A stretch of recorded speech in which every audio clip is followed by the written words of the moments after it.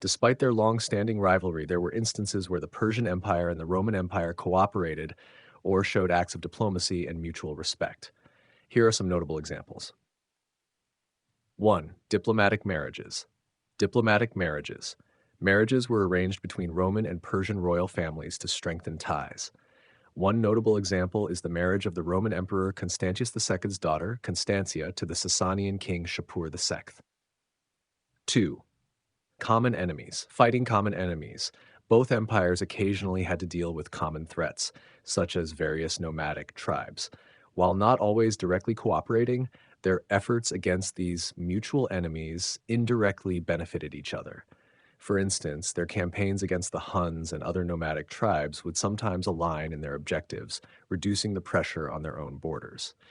Diplomatic envoys. Exchanging envoys.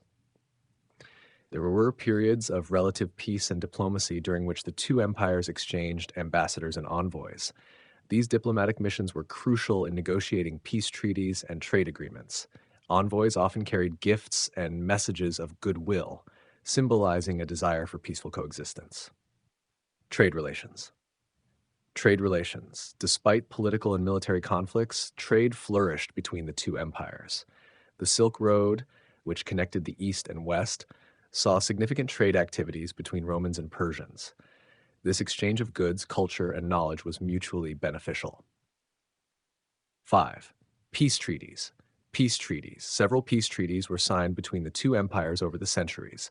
For example, the Treaty of Nisibis in 298 AD, concluded by Diocletian and the Persian king Narseh, established a lasting peace and stable borders for several decades. 6. Mutual respect. Despite their conflicts, there was a level of mutual respect between the Roman and Persian leaders. This is evident in their diplomatic correspondence, where they often referred to each other as brother or friend, recognizing each other's power and sovereignty. 7. Hostage exchange and safe conduct.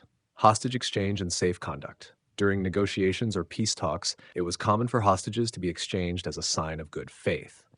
Additionally, envoys and diplomats were typically granted safe conduct, even during times of conflict, demonstrating a level of respect for the rules of diplomacy. 8. Humanitarian acts. Humanitarian acts. There were instances of humanitarian acts, such as the release of prisoners of war or the granting of asylum to political refugees from the opposing empire. These acts helped in easing tensions and building trust between the two sides. These examples highlight that even amidst rivalry and conflict, the Persian and Roman empires had moments of cooperation, diplomacy, and mutual respect, contributing to periods of peace and stability. If you enjoyed this video, like and subscribe Fun Facts News for more.